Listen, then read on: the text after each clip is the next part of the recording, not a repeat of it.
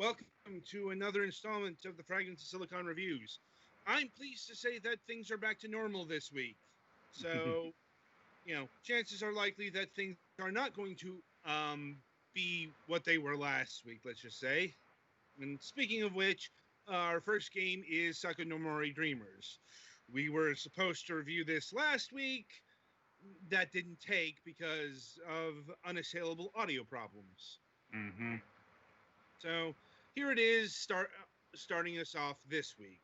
Anyway, so we did an interview recently with Manga Gamer about Sakuranomori Dreamers, among other games.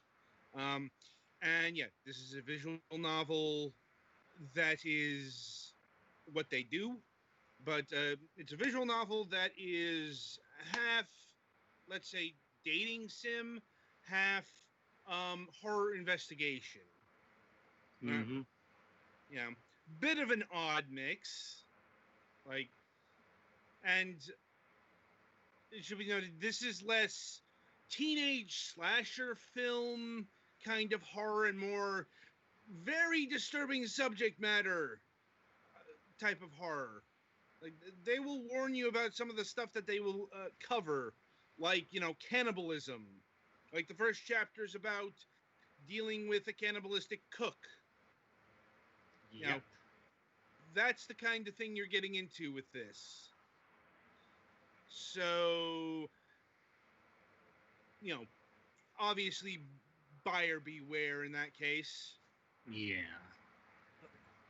Anyway, so Twilight got the furthest in this, so he's going to be covering the majority of this review. So with that, take it away, Twilight. All right. Well, the story of Sakuranomori Dreamers is about this young man named Shinji Fukigami. Is how you say his name? Fukigami, yeah. Anyway, yeah, he possesses the ability to see the supernatural, to put it broadly. Yeah, he starts off with at first they first materialize as shadows, but eventually you start seeing these entities that eventually are known as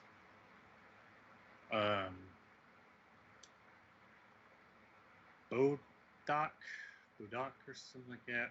They're based off the Scottish mythology. Shadowy creatures are the cause of or the sign represent a sign of death approaching or something of the sort. Mm-hmm. Yeah. Anyway, through a series of events, he eventually ends up with this group called Sakuranomori Dreamers, and their job is to put a stop to the Badak, because they're starting to appear much more common. Well, they're starting to be more widespread, so to speak, and it's becoming a problem because they can be potentially dangerous. Especially a certain kind of Badak. But I try not to go too much further into story there, especially some details hidden for the player or reader for themselves. But yeah, let's see here. So if there's anything else I should mention. But anyway, where did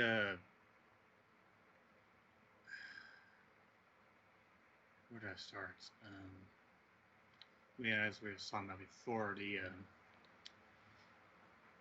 between the whole mix of the romance dating sim and the horror elements of the story. Um, I'd say it was done fairly well. I meant though, the horror elements is pretty much the standout of the visual novel itself. Um, So from what I've read about it, because I didn't have as much time to play it as I'd hoped, it seems like that particularly, this is an adult visual novel, but it sounds like pretty much all of the adult stuff and a big chunk of the actual like dating sim stuff is pretty much after you've already resolved the horror plot line. Yeah, that seems to be the case. And that also people seem to generally be of the opinion that the horror plot line is the thing that you're probably playing this game for. Yeah, that's basically what I was going to get into there. I haven't finished the story myself. I do kind of intend to eventually. I was enjoying it as far as I gotten. But yeah, most of the adult stuff is much later on. I don't really see much. You get a scene here and there, but yeah, for the most part, it's later on. But yeah, the horror is pretty much what you're gonna be mostly playing this game for. Yeah, it can, as we are saying for the buyer beware part, it can get fairly disturbing. Though you won't really see anything too graphic. It's mostly in the text, so it mostly puts most of that in your mind for you to visualize for yourself, for you to imagine. And thankfully, some of the scenes of torture, I'm quite thankful are actually not dragged out. That's something personally I find can be can kill the I don't know if I want to call it enjoyment, but the it's kind of sadistic to say. I guess the appeal, I guess you could say.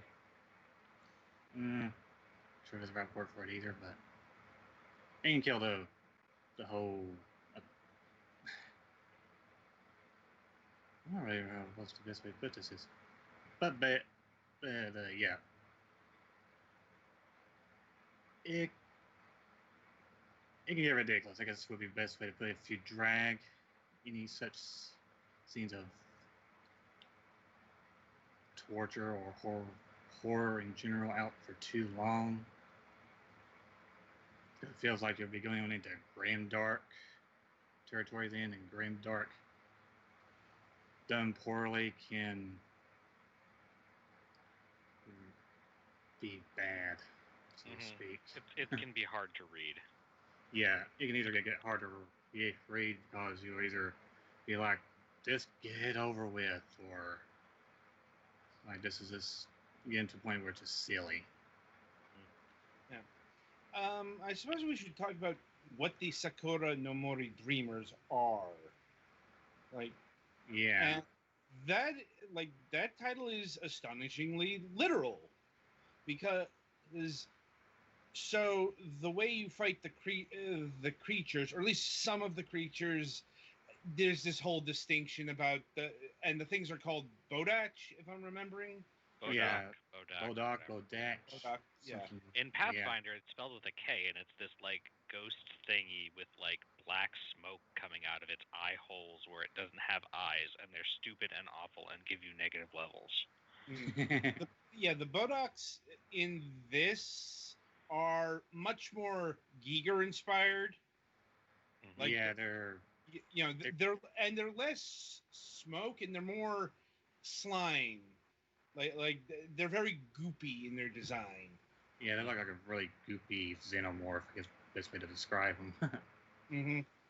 And you've got the blue Bodachs, who are basically converted humans.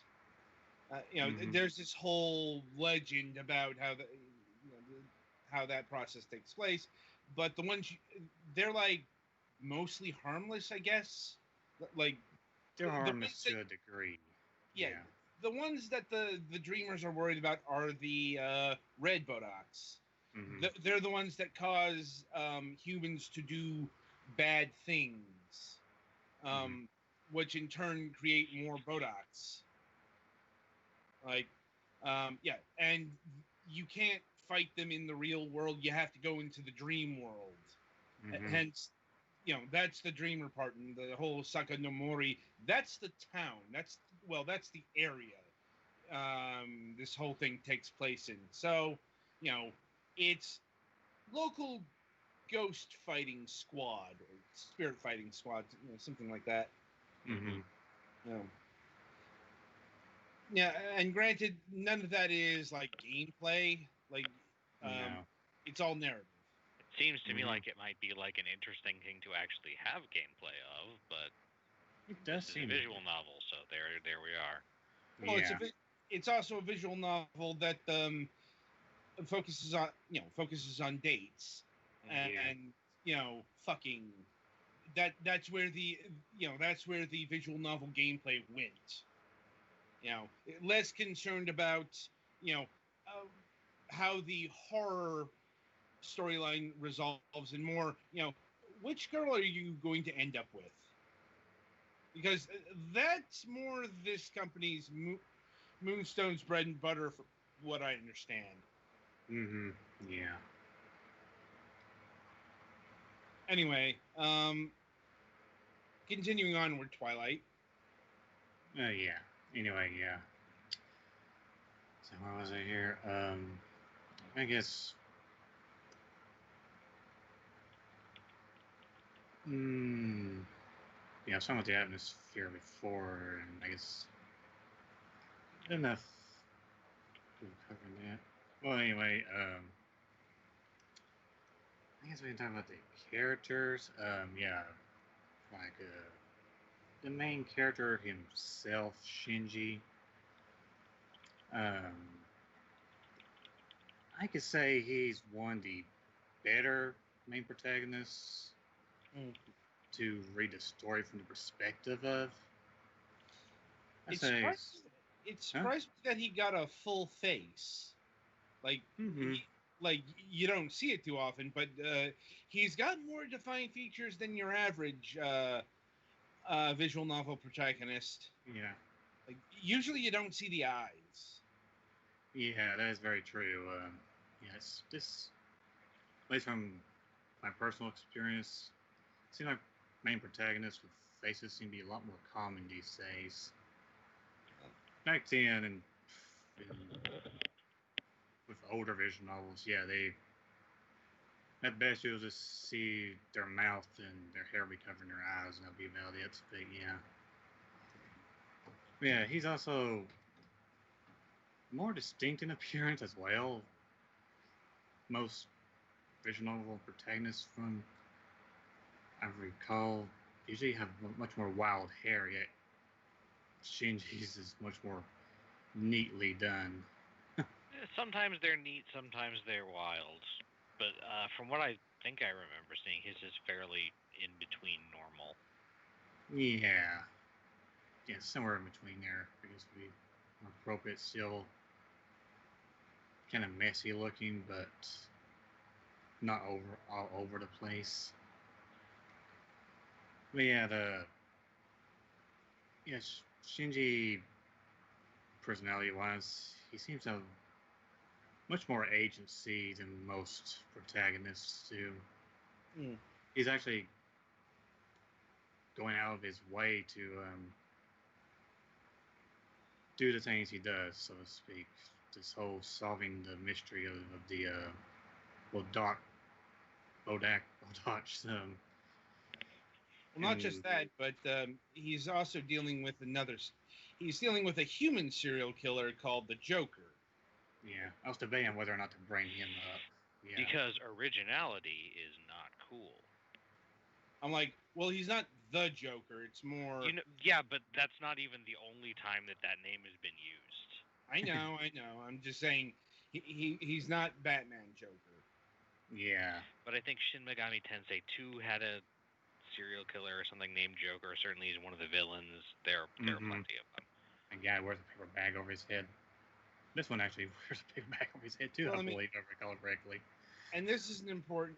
This is important because he's Shinji's revenge target. Let's say. Yeah. You know, to say any more would be going into actual spoiler territory. That's why I was kind of trying to skirt around him because of that little detail. But yeah, he's the main antagonist of the story, and he's part of the reason the Bodaks are appearing, are so frequent in their appearance. Mm-hmm. And the reason why, I'll leave that to the player. But yeah, he's aware of what he's doing, and I'm trying to remain spoiler free here, but he's. From what I saw, that seems to generally be seen as acceptable. He almost died once, and that's part of why he can be affected, or why he can see this stuff, and probably why it gets near him a lot. Yeah. Shinji saw the Bodaks at an early age, and his parents died in a plane accident, and he was with them at the time, and he managed to survive. And he saw the Bodaks briefly before the crash happened. The Bodaks, their capability to cause deaths can be pretty well from freak accidents to sudden heart attacks and whatnot. They can cause anything to happen. The red Bodaks, I guess it wouldn't be too bad to talk about them. Yeah, as Adam already said, they possess people and cause them to do horrific things to the point that people almost don't seem human anymore. And that's all I'll say on that. And it gets pretty wild later on how far that goes. Now we're kind of meandering here, but I guess we can talk about the other characters, the girls. They do pretty well fit into your usual archetypes. You got the younger sisterly type, and the mature, refined, and so on and so forth. Yeah. You can pretty well tell this by looking at them what kind of character they're going to be. I see no point in going any further into talking about them. Yeah. I suppose the next thing to bring up is, the actual sexy time. And honestly, that's pretty vanilla from what I've seen. Now, it's all of the, most of the warning stuff is for, the psychological horror part. Yeah. I suppose the most depraved sexual thing is the incest, because this is which is cousin, but you're being raised together by your uncle because your parents are dead, so also kind of younger sister. Yeah, call it an SAO special. Your cousins being raised as brother and sister. But your sister harbors a not-so-secret crush, and that can go fuck right off. And her mother almost seems like she's trying to push her on you as well. It can still go fuck right off. Yeah. It's you know, and if I'm remembering correctly, I think there's about 5 different girls you can end up with. Yeah, yeah, Hatsune, the cousin, and there's Koriha, the um, what was in there? The sort of rich girl. And there's her friend Mahoro. Is how you say her name correctly? And pretty much all of these choices are members of the Dreamers team, right? Yeah. Yeah. Well, Well, okay. Hatsune. Yeah. 2R, one is it's complicated. Like, she used to be part of the team, then she wasn't. Like, that's what Chapter 2's all about. Mm-hmm. Yeah, you got your sister cousin. Seriously, what the fuck? And you got your childhood friend. Yeah. You really came into, from what I understand. I'll just go ahead and say that. The childhood friend thing is kind of a complicated case, let's say. Yeah. Because,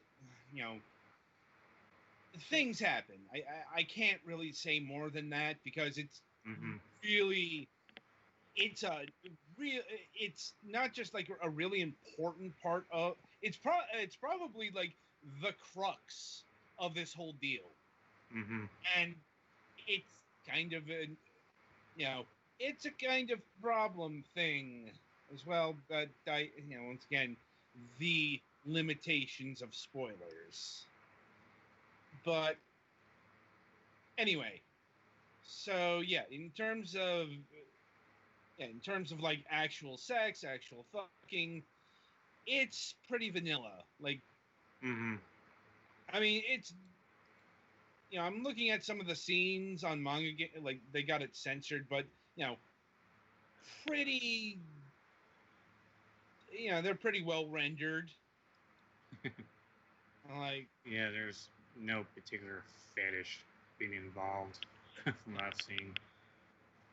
No, and this is also straight as fuck. Well, as vanilla as you can get. Yeah. Not a bad thing. No. No, it's like, no, getting vanilla as can be is not having the incest option. I'm not going to stop harping about that because it's creepy and gross and needs to be called out more. Like, there's a lot of anime tropes that are creepy and gross and need to be called out more. Yeah. But, in terms of that kind of thing, also worth noting, apparently all characters here are 18 and over, like, because, like, for example, Shinji is a senior in high school, which is plausibly 18. I mean, and so, real talk, this has actually been kind of a problem with manga gamers, some of their visual novel choices. Like, and we've talked with John about various things. Sometimes, it was an innocuous scene being interpreted as sexual, but it's also, you remember that one visual novel that got banned from Steam? So the thing that wasn't really set, that was because that was underage characters fucking, okay? Not really a nice way of putting it. Which they can put a disclaimer on things as much as they want, saying that for legal purposes, all characters are over the age of 18, but I don't think they even sometimes that messes with how it looks. Sometimes that doesn't line up with how it looks like, and then... Yeah. Also, there's a lot of other visual novel and, sex games who are trying to push the lollies. And Valve is not fucking around with that. That's kind of where the problem with that other visual novel. We've covered so many of these that I do kind of forget the titles.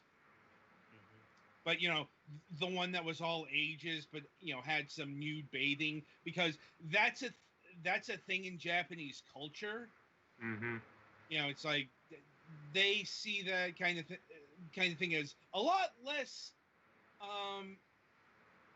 sexually charged than we do. Granted, maybe questionable with the ages a bit, but it wasn't in, that's the whole deal here. Sometimes Manga Gamer selects a poor choice of visual novel and it gets banned because Valve is not fucking about with underage characters, and I don't blame them for that. Of course, the reason why this game isn't on Steam is different from that. Yes, it should be mentioned. Sakuranomori Dreamers, it's on Steam, but you can't play it in English. It's only got a Chinese localization. Yes, the manga gamer version isn't on Steam because whatever the Japanese licensors were put it on Steam first and said they had the which you have to say you have the worldwide rights, which they didn't, but I don't know, maybe they just didn't even fucking read the terms, I don't know, or maybe China just doesn't care about shit like that. The point is, Sakuranomori Dreamers can only be read in, like, Chinese on Steam. And from what I've seen from the Steam version, like, the Chinese company is the regular Steam publisher as well. That might have been another issue with it. And once again, this is important because what we got here is our largest price disparity to date. Like, no joke. And the publisher is Hikari Field. Because, okay, so the Steam version, and keep in mind, at time of recording, we're doing this during the big summer Steam sale. So, everything's on, like Sakuranomori Dreamers here is 66% off. So, it's going for $6.11 from a price of $17.99. And the Manga Gamer version is on sale $35.96 sale from $44.95. I don't even know what the fuck happened here. Indeed. I'm like, we'll go with I guess Chinese market fuckery. Maybe so. That said, if you want to buy the version on Steam, you're gonna have a tricky time reading it unless you speak Mandarin Chinese. So, yeah, actually, no, any Chinese or like Mandarin or whatever. Plus, since Manga Gamer didn't have anything to do with that, we can't really speak to how, if they kept all the fucking in. Or if they do the nude patch off-site dealie. Assuming that's what it's for, that's what you're playing the game for, and you care about that. Yeah, I'd imagine I'd imagine that is why somebody would buy the Chinese version if they're not in China, and they can't read. They just though honestly, if you're doing that, there are other ways to view such things. Let's say, but. That's neither here nor there. Anyway, in terms of Manga Gamer pricing, yeah, not fucking worth $45. Not even worth $35.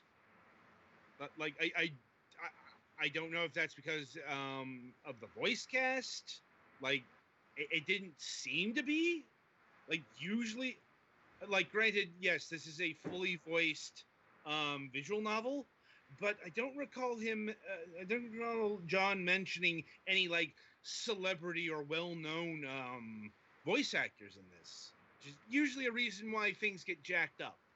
I mean, it is a full fat experience, so to speak, so it's going to be on the more expensive range.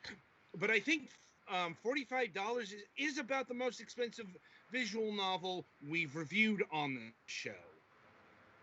Like, yeah, I'd say this would be worth it at like the $20 to $30 range.